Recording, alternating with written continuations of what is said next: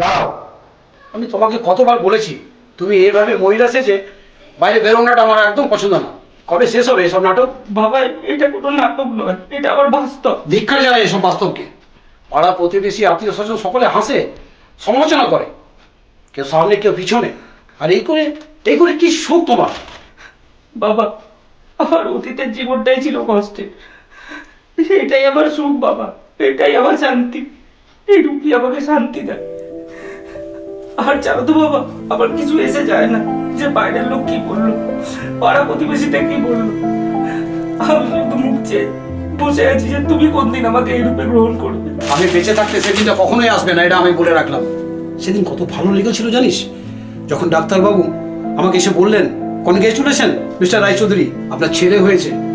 কিন্তু কিন্তু আজকের দিনে আমি দাঁড়িয়ে বুঝতে পারছি যে আমার ডাক্তারবাবু যদি বলতেন আপনার মেয়ে হয়েছে, আমি খুব খুশি হতাম। কিন্তু আমি তোকে কি করে ডাকি আমি এটা বুঝে উঠতে পারছি না।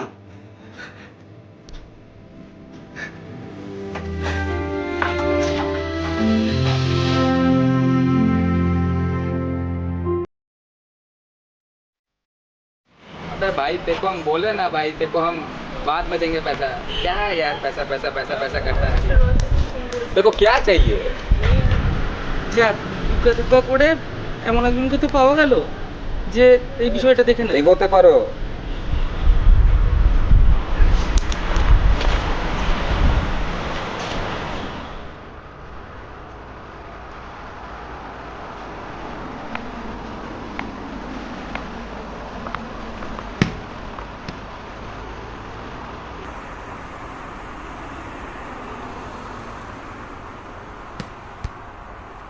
ওয়াও, তুমি এটা কি করে করলে?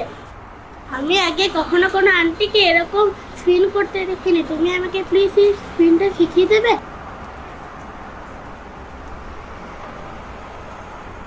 দীপ, এদিকে এসো। সরি দিদি, সরি। এই, তুই আমার কাস্টমারকে হ্যারাস করছিস কেন? কি বলছো রিজিতা? আমি ওনাদের কোথায় অ্যারেস্ট করলাম? দেখ ভাই, এখানে আরো অনেক দোকান আছে, তোকে এখানেই আসতে হবে, আমার দোকানে। তুমি কি বলতে চাইছো? আমি তো আর 5টা কাস্টমারের মতো তোমার দোকানে আছি, টাকা দিয়ে জিনিস কিন। আরে ভাই, লাগবে না তোর মতন কাস্টমার। তুই জানা চন্দনদার দোকানে জানা, ওর গিয়ে নাক টাকাটা। এখানে সবসময় কেন আসিস তুই?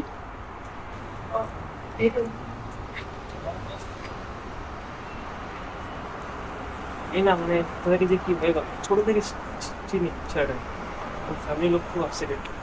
এরা আমাদের সমাজের কলঙ্ক।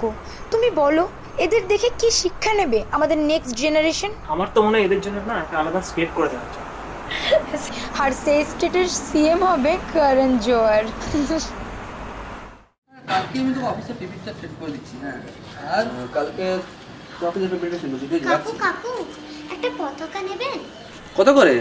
20 টাকায় একটা, 30 টাকায় জোড়া। বাবা, এটা অনেক দাম। 10 টাকা দেবো। ঠিক আছে, তাই দিন। দেখ,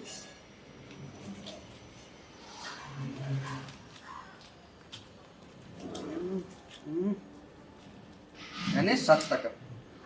7 টাকা? আপনি তো বলেছিলেন 10 টাকা দেবেন। এই তো কাগজ আর রং, এটা অনেক। 7 টাকা নেওয়ার হয়নি, তোর পতাকা তুলে। ঠিক আছে।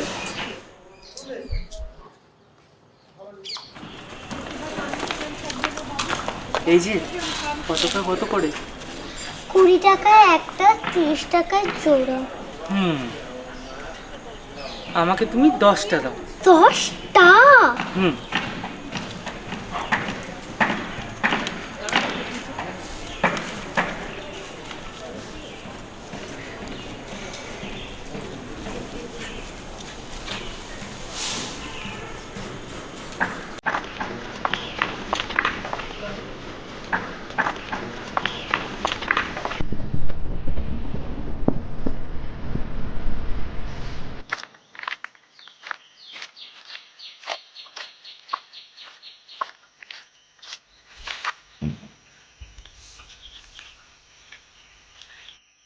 আমি কি এখানে বসতে পারি?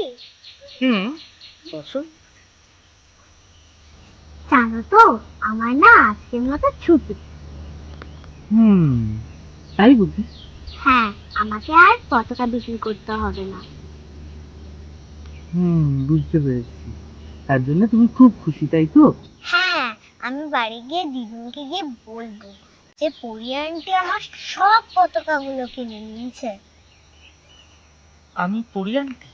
হ্যাঁ, দিদি বলেছে তো তুমি পরি আন্টি। কি করে?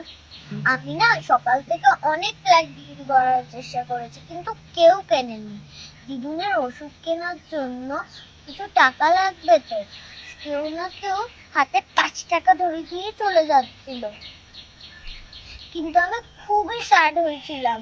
কিন্তু জানো আমার দিদুন কি বলে, যখন আমি হতাশ হয়ে পড়ি তখন না ভেঙে পড়তে, দেখবে স্বর্গ থেকে কোনো পড়িয়ে এসে আমার হেল্প করবে। তাই তুমি পড়ি আন্টি আমার সব ফ্ল্যাগ কিনে নিয়েছো।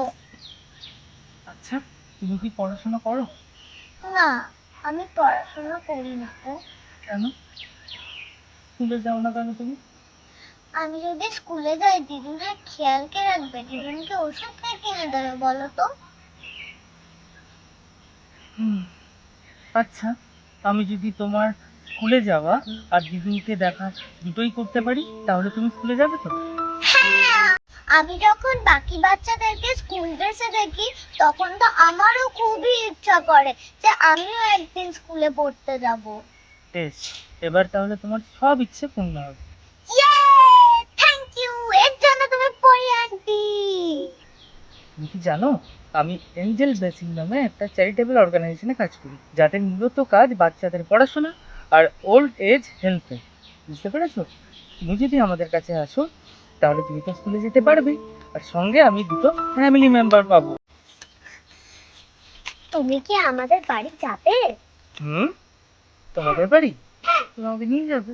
হ্যাঁ, আমার দিদুন তোমার কথা শুনলে খুব খুশি হবে। চলো না আমাদের বাড়ি। হুম, চলো। চলো।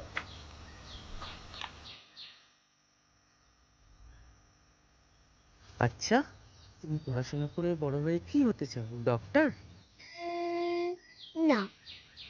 হুম, বুঝতে পেরেছি। টিচার? না না, তাহলে? তাহলে তুমি বড় হয়ে কি হতে চাও? আমি বড় হয়ে তোমার মতো একটা পরী হব।